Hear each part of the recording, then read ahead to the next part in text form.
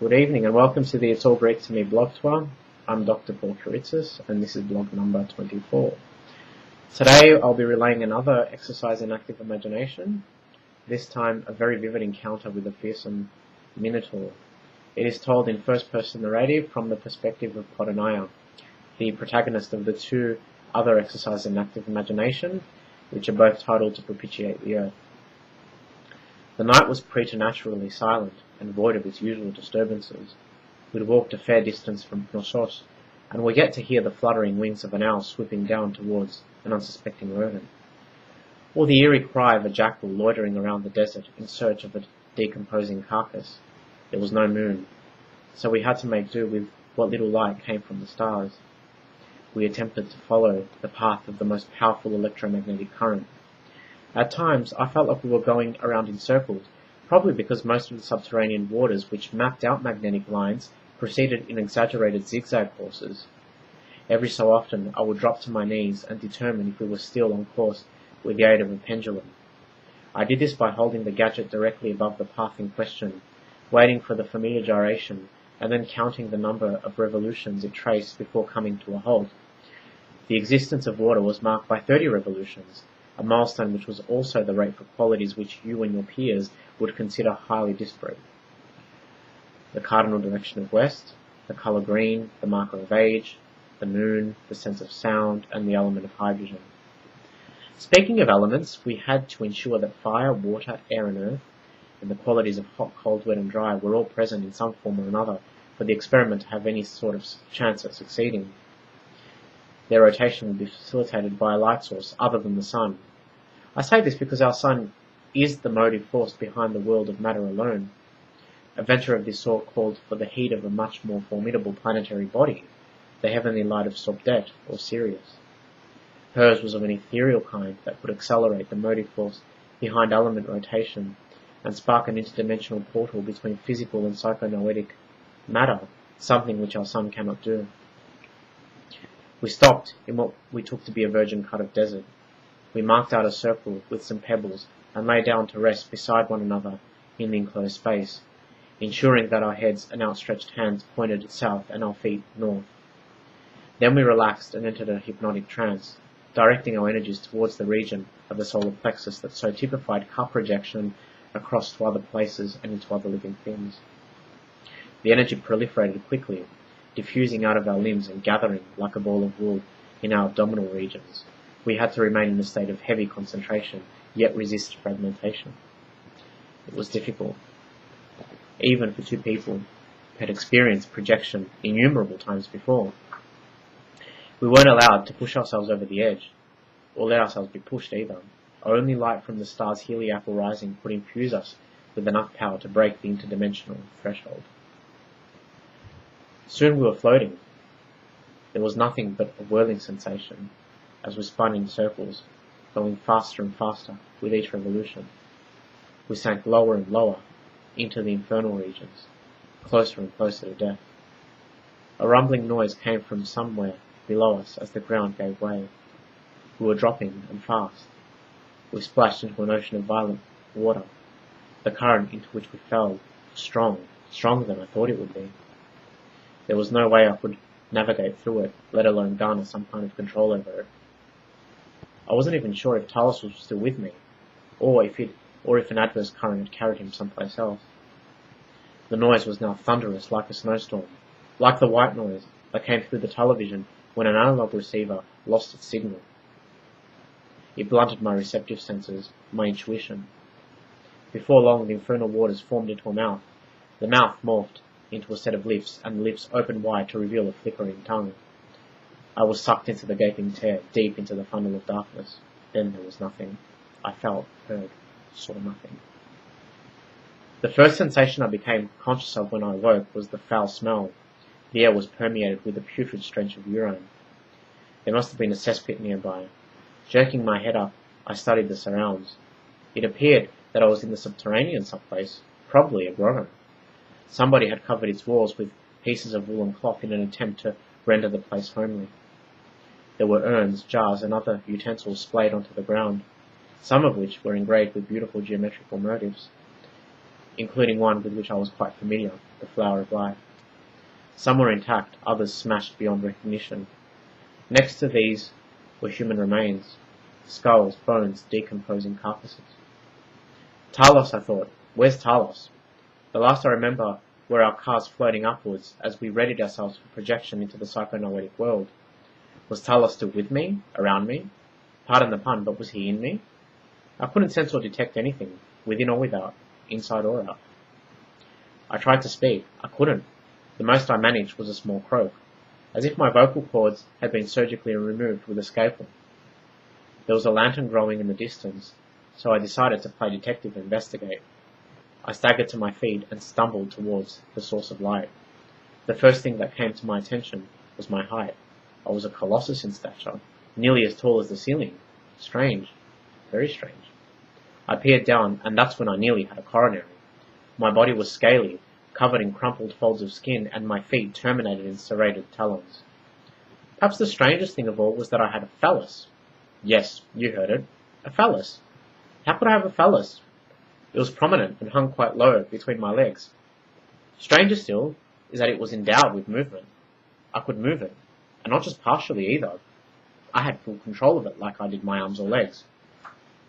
My hand started straight up and groped around my head. It was somewhat enlarged, or better to say deformed. My snout was bulbous, much wider than is accustomed for a human. There were small horn-like protrusions growing out from my temples. I screamed, but even that came out as a strange bellowing noise. I tried to keep calm, telling myself that it was merely a night terror, and I would soon awake drenched in my own sweat. It had to be. I could not, should not, would not have become a monster. A chance freak of this illimitable imagination. Phenomena such as this didn't just manifest from an attempt at astral projection, or even a failed one at that. There was something far more sinister at work here. Before long, I was overwhelmed with pangs of hunger, which stirred deep in the pit of my stomach. The unconscious urge seemed to proliferate, to grow within me in quite the same manner that sexual tension builds up when you haven't pleasured yourself in days or weeks even. It threatened to possess my entire being because all I could think about was eating. I needed to satisfy my carnal desire, to find my ambrosia, and I knew exactly what I wanted: human flesh. My eyesight was extraordinarily sharp and transcended the limited spectrum of light frequencies delineating human vision. In fact, it appeared I encompassed the ability to see in longer wavelengths, in infrared. The colour red was my sincerest ally, my lifelong interpreter. I saw, felt, heard, tasted, smelt its many sides, its innumerable faces. It could be fire, heat, the east, youth, the sun, movement, violence or anger. It could be one or two, or the sum of these things, the vital force we call life. Life or ed resonated from all living bodies. There were 2 living humans, a male and a female, amongst the cadavers and other severed body parts that were littered and putrefying on the ground. They both had long, wavy hair and lay huddled behind a clump of rocks, whispering to one another in a language I didn't know and couldn't understand. In one of them I made out the contours of the seed of life, the beating heart. They were both shuddering, trying desperately to obstruct my view by hiding behind a wall of discoloured and misshapen bodies. No doubt some had worms in them. I wasn't really interested in those. Only warm, blood-nourishing living flesh would do. Only red. I let out a spine-chilling ululation and lunged towards the pair, clawing through the rotten heap on the ground. The humans didn't have any time to react, scream, or even flinch. They didn't stand much of a chance either. I seized the male by the neck, lifting him 1 to 2 cubits off the ground. He writhed and slavered against me, swinging his legs wildly in the air. Our eyes met.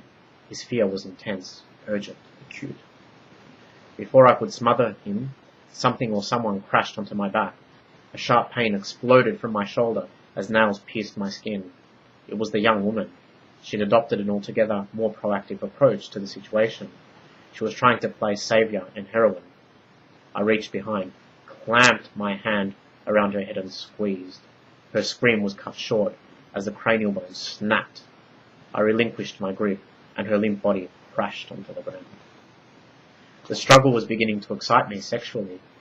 It was reminiscent of the manner in which the greatest African predator, the lioness, might toy with a newborn calf that had become separated from its mother before strangling it to death. My phallus pointed towards the ceiling, proud and purpled.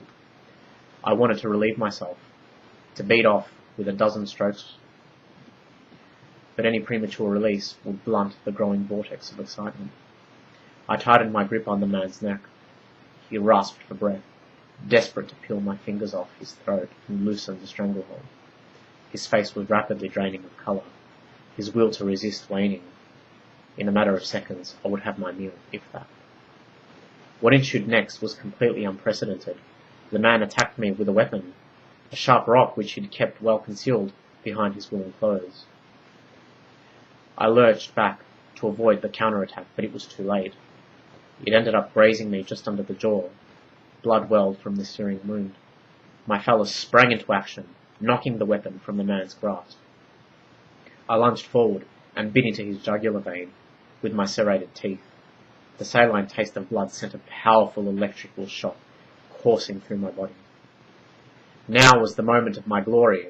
Now was the time to deliver the final blow, to sever the thinning cord which still connected this hopeless being to its life force. It was a moment which never came. Before I could recover my wits enough to finish what I'd started, everything began to pixelate, to gyrate, to dematerialize. Through no volition of my own, I was sucked back into the whirling vortex from whence I'd come.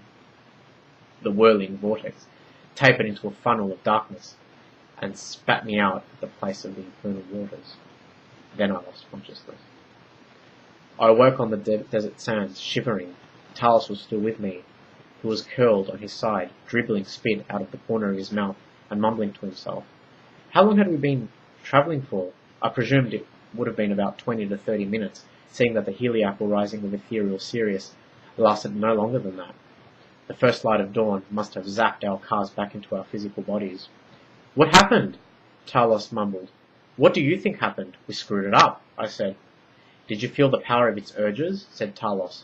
"You had no control over its urges whatsoever." "So you were there," I said. "Literally there. In the flesh there." "Yeah, I was with you the whole time," he said. "Beside you, actually." "What was that, Talos?